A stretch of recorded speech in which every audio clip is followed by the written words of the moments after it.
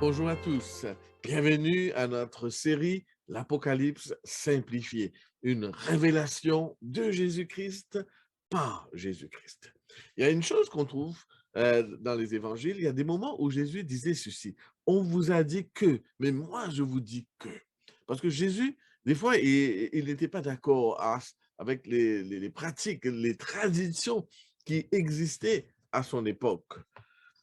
Une personne peut avoir été fidèle dans le passé ou un mouvement peut avoir été fidèle dans le passé, mais cela ne signifie pas qu'il le restera toujours. Il est dangereux parfois de simplement respecter certaines traditions ou de faire des choses parce qu'on a toujours fait ainsi. Nous devons être vigilants. Et c'est le message justement à l'église de Sardes. C'est cet appel à être vigilant. Alors, lisons ensemble cette lettre à l'église de Sardes. Nous sommes dans Apocalypse chapitre 3, le verset 1 à 6. Écrit à l'église de Sardes. Voici ce que dit celui qui a les 7 esprits de Dieu et les 7 étoiles. Je connais tes œuvres. Je sais que tu passes pour être vivant et tu es mort. Sois vigilant et affermis le reste qui est près de mourir, car je n'ai pas trouvé tes œuvres parfaites devant mon Dieu. Rappelle-toi donc comment tu as reçu et entendu, et garde et repens-toi. Si tu ne veilles pas, je viendrai comme un voleur, et tu ne sauras pas à quelle heure je viendrai vers toi.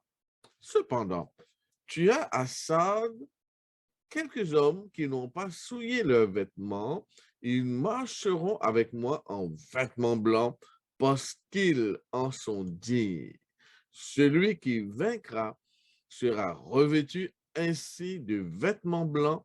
Je n'effacerai point son nom du livre de vie et je confesserai son nom devant mon Père et devant ses anges.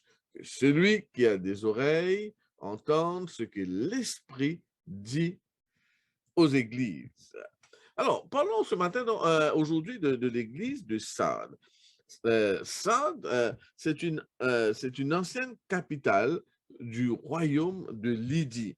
Le nom Sardes, stérizone en grec, euh, transmet l'idée de l'impérieux devoir de sauver un reste en voie de disparition.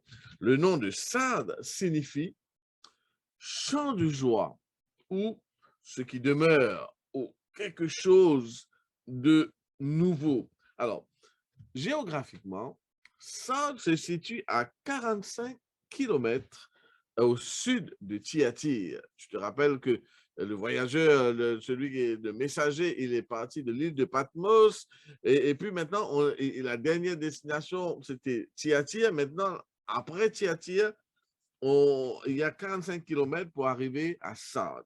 Alors, originellement, la ville de Sardes se dressait sur un plateau de près de 1100 kilomètres d'altitude. Et puis, donc, 500 ans auparavant, Sardes comptait parmi les villes les plus prestigieuses au monde, 500 ans depuis l'époque de Jean. Donc, le riche Crésus avait été le premier roi, c'est-à-dire de l'an 560 à 546 avant Jésus-Christ. Et puis, par la suite, la ville tomba, par son manque de vigilance, entre les mains de Cyrus. Alors quand les soldats de Cyrus arrivèrent au sommet de la colline, ils trouvèrent la citadelle sans garde. Donc, Crésus va perdre Sardes à cause de son manque de vigilance. Maintenant, du temps de l'apôtre Paul, Sardes avait perdu sa gloire ancienne. Donc, et c'est pour cela, donc, nous sommes toujours dans le thème de la vigilance. On voit que l'histoire même de la ville de Sade est liée à son message, et un message, un appel à être vigilant. Alors, d'un point de vue historique maintenant, parce que, comme on a dit, chaque église nous parle d'une période historique de l'église. Alors, l'église de Sardes représente l'église du 16e et 17e siècle, du 16e et 17e siècle. À ce temps-là, donc, les réformateurs avaient réveillé l'église. Ces réformateurs qui avaient réveillé l'église, comme on avait vu avec l'église de Thyatire, ces réformateurs ne sont plus. Ceux qui sont venus après étaient plus intéressés par les polémiques doctrinales et les controverses. Donc, ça, on va dire, c'est l'époque de la scolastique protestante. Le souci de penser juste prend le pas sur la relation personnelle et engagée avec Dieu. Alors, l'Église produit son propre credo, ses propres traditions et son propre credo. Ça veut dire que graduellement, l'Église sombre dans le formalisme et la léthargie. Elle tombe aussi dans l'intolérance. Qu'est-ce que cela veut dire? Ça veut dire que les protestants, eux aussi, ils vont connaître leur inquisiteur et leur procès. En clair, les mêmes choses qu'ils avaient condamnées auparavant. Alors, des crimes sont commis au nom de Dieu. L'Église protestante, comme l'Église catholique qu'elle avait combattue, s'installe dans le pouvoir et finit par se figer en institution respectable. Alors, maintenant, la situation de l'Église. Parlons de la situation de l'Église de Sardes. Jésus se présente comme celui qui a les 7 esprits de Dieu et les 7 étoiles. Rappelle-toi, dans l'Apocalypse, dans la Bible, le chiffre 7, c'est le chiffre de la plénitude et de la perfection. Donc, l'Église de Sardes est une Église qui est en train de mourir graduellement. Et maintenant, à cette Église qui est en train de mourir graduellement, Jésus se présente à elle dans la plénitude de son esprit. C'est-à-dire, c'est seulement le Saint-Esprit qui pourra revitaliser cette Église mourante. Voilà le message donc à l'Église de Stade. On voit ce message est lié à son histoire, mais en même temps, c'est lié à la manière que Jésus se présente comme la seule solution pour revitaliser, réveiller cette Église qui est en train de mourir à travers la puissance de son esprit. Donc, cette Église, l'Église de Sardes, ne reçoit pas d'appréciation. Voilà ce qu'on peut lire par rapport à l'Église de Sardes.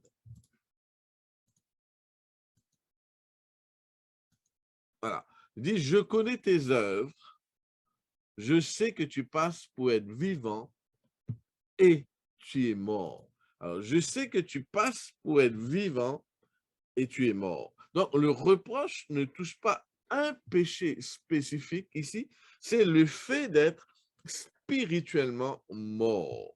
Pourtant, l'église de Sardes passait pour être une église vivante. En d'autres mots, cette église avait l'apparence d'être une église vivante, mais dans le fond, cette église, c'était une église qui était morte. Tu vois, des fois, il peut arriver dans la vie d'un chrétien où de l'extérieur, nos actions donnent l'impression que nous sommes des chrétiens fidèles, nous sommes des chrétiens vivants, mais à l'intérieur, on peut être mort spirituellement. OK, maintenant, dans le Nouveau Testament, souvent le péché est associé à la mort, parce que le péché conduit à la mort. Dans Éphésiens, le chapitre 2, voilà, le verset 1er, tu peux lire, « Vous étiez morts par vos péchés et par vos offenses et par vos péchés.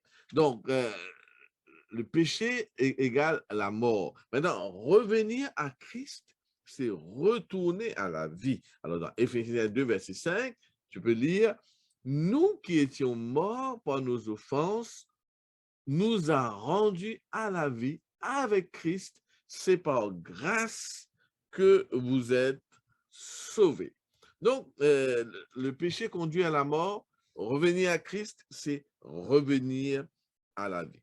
Et donc, c'est aussi, quand nous lisons dans Luc, chapitre 15, qui parle de la parabole du fils prodigue, et quand le fils est retourné, le père va dire, voici mon fils, il était mort et il est revenu à la vie.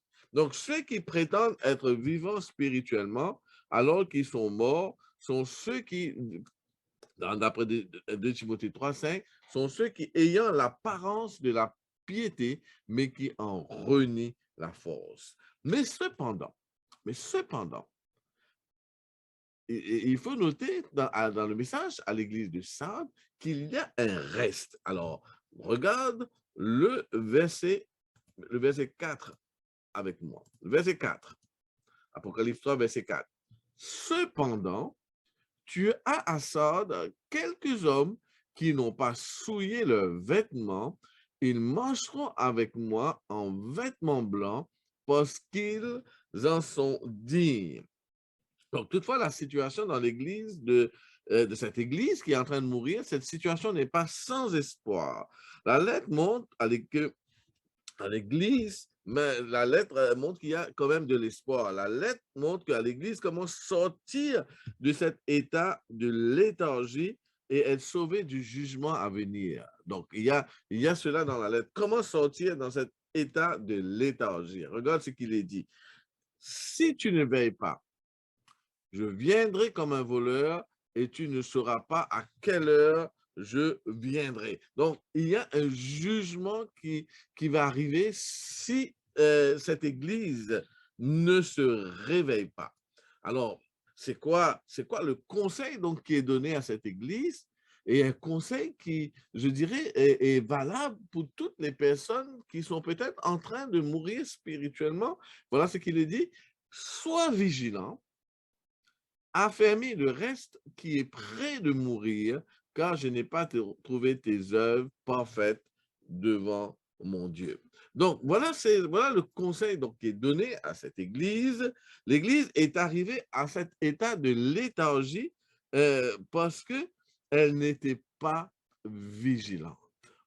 Le diable est à l'œuvre, mes amis. Ça veut dire que dans notre expérience chrétienne, si nous ne sommes pas vigilants, nous pourrions être en train de mourir spirituellement sans même nous rendre compte.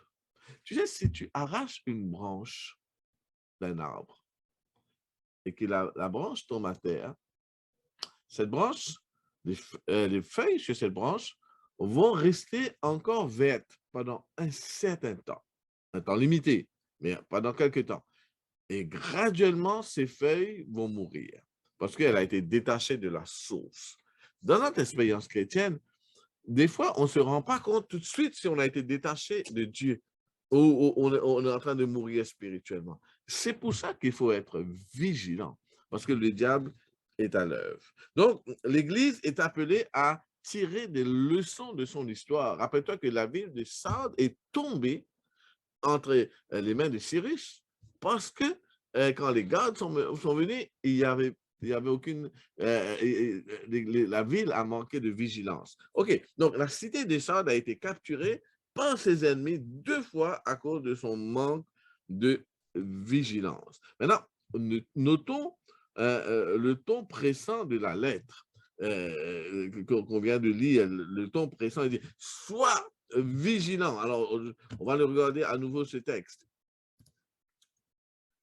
Alors, il dit « Sois vigilant et affermis le reste qui est près de mourir, car je n'ai pas trouvé tes œuvres parfaites devant mon Dieu. » Rappelle-toi donc comment tu as reçu et entendu et garde et repens-toi. voyez, on voit bien qu'il y a ici, le message ici, c'est un message, c'est un appel urgent à une église léthargique qui est en train de mourir, ou il y a même certains qui sont déjà morts spirituellement. Alors le conseil, c'est rappelle-toi.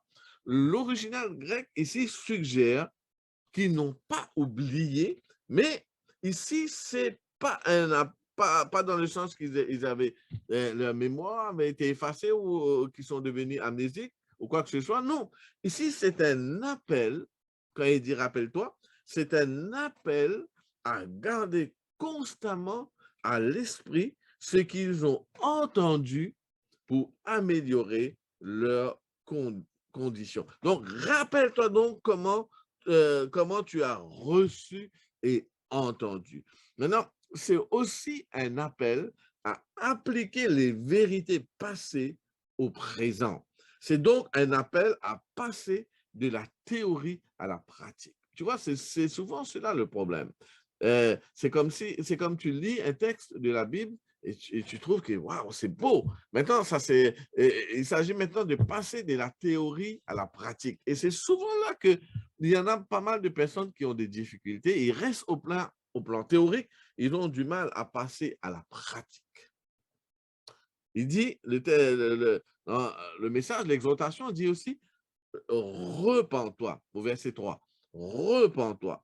Les chrétiens de Sardes sont exhortés à se repentir et à prendre une décision décisive afin de sortir de leur léthargie. OK?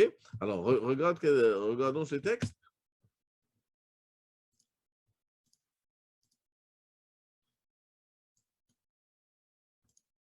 Voilà. Il dit ceci, si tu ne veilles pas, je viendrai comme un voleur et tu ne sauras pas à quelle heure je viendrai sur toi. Donc, nous pouvons dire que l'avertissement à l'église de Sardes concerne le retour de Jésus, parce que Jésus a parlé de son retour comme d'un voleur. Pour ceux qui ne veillent pas, le retour de Jésus va les surprendre. En d'autres mots, le retour de Jésus, quand il dit Jésus vient comme un voleur, c'est dans le sens que si tu ne veilles pas, le retour de Jésus va te surprendre. C'est la même chose donc, que le message ici à l'église de Sardes. Donc, cependant, on a dit qu'il y a un reste. Cependant, tu as à Sardes quelques hommes qui n'ont pas souillé leurs vêtements, ils marcheront avec moi en vêtements blancs parce qu'ils en sont dignes. Donc, la lettre nous parle d'un reste, OK? Et regarde ce qu'il est dit par la suite. Celui qui vaincra sera revêtu ainsi de vêtements blancs. Je n'effacerai point son nom du livre de vie et je confesserai son nom devant mon Père et devant ses anges. Donc, ici, il est parlé ici de celui qui vaincra. Il dit, ils n'ont pas souillé leurs vêtements. Qu'est-ce que ça veut dire? Ils n'ont pas souillé leurs vêtements. Ça veut dire ce sont ceux qui n'ont pas fait de compromis avec le mal. Rappelle-toi, on avait parlé de comment est-ce que l'Église qui était restée fidèle jusque-là, à partir de l'Église de Pergame, l'Église avait commencé à faire des compromis. L'Église de Thyatire aussi a commencé à faire des compromis. Ces compromis, donc c'est les choses que nous savons être bien, mais nous décidons de faire le mal quand même. C'est aller à l'encontre de notre conscience volontairement contre la parole de Dieu. Alors Jésus leur fait une promesse. OK? Jésus leur fait une promesse. Il dit à ceux qui vaincront, il dit, ils marcheront avec moi en vêtements blancs parce qu'ils en sont dignes. Maintenant, cette promesse trouve son accomplissement dans Apocalypse chapitre 7, le verset 9 à 17 et 19, 7 à 8, où Jean voit les élus en vêtements blancs devant le trône de Dieu. Dans Apocalypse 19, verset 8, c'est écrit, et il lui a été donné de se revêtir d'un fin lin éclatant, pur, car le fin lin, ce sont les œuvres justes des saints.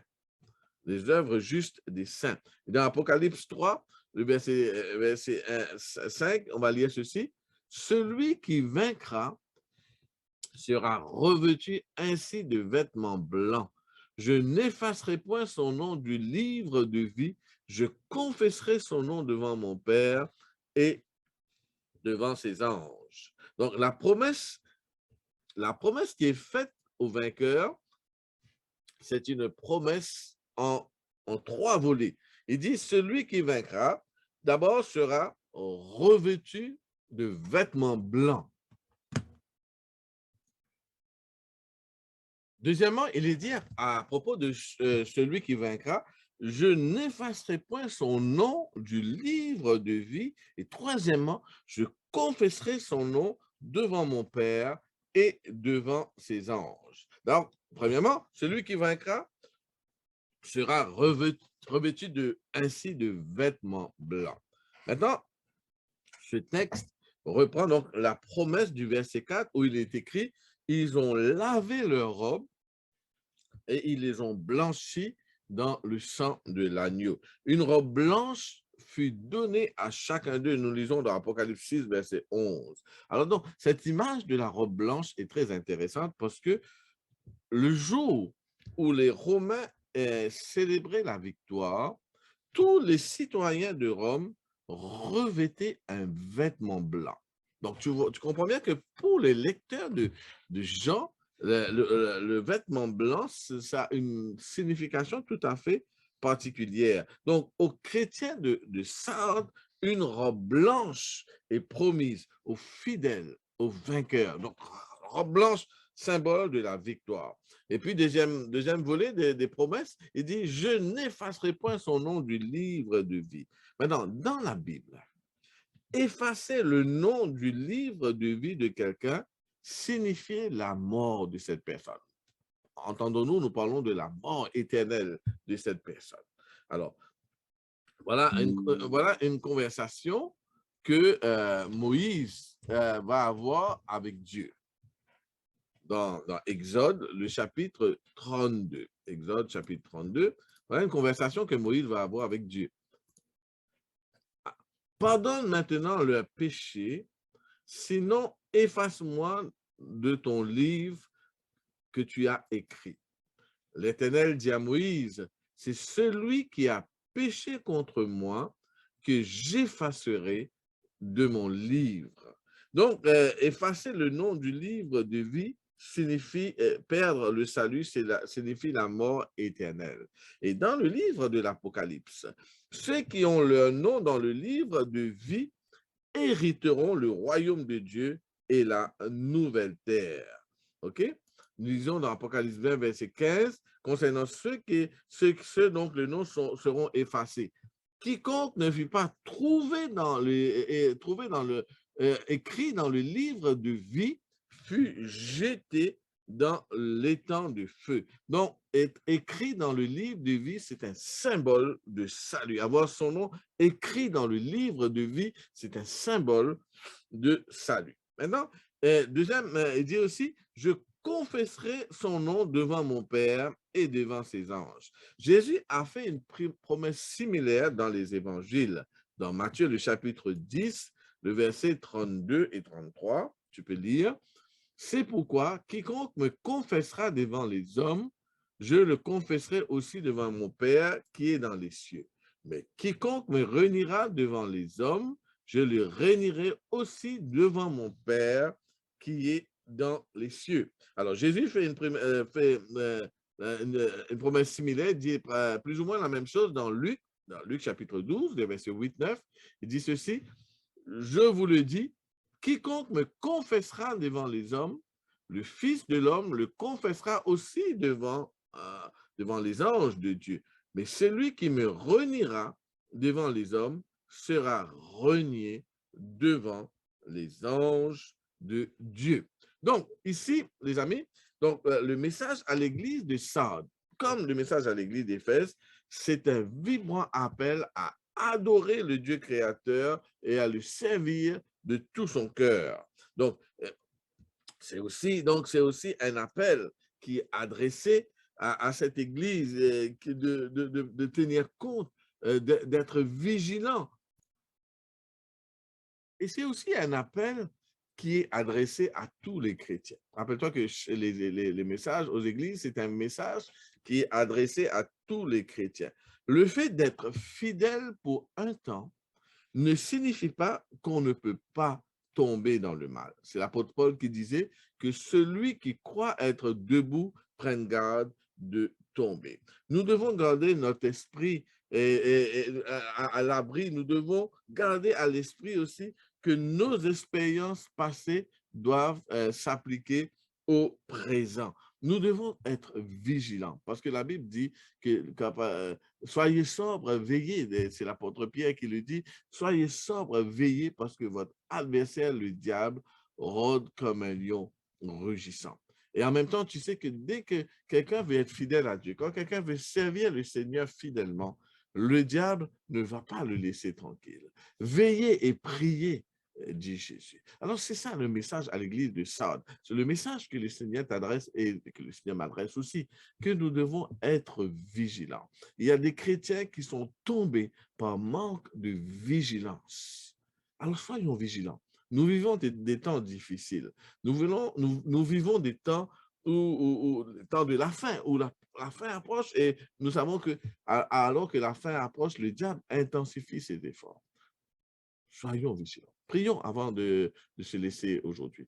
Seigneur Jésus, nous voulons te remercier de ce que tu nous as donné, cette lettre à l'église de Sardes, cette lettre qui nous rappelle l'importance d'être vigilant.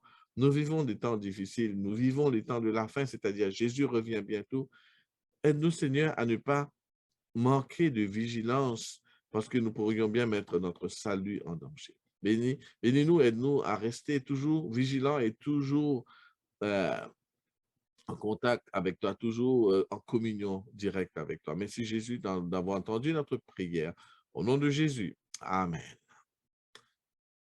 Voilà, mes amis, nous sommes arrivés à la fin de notre étude sur l'église de Sardes aujourd'hui. Alors, je te donne rendez-vous la prochaine fois. Nous allons étudier l'église de Philadelphie, la 6e église.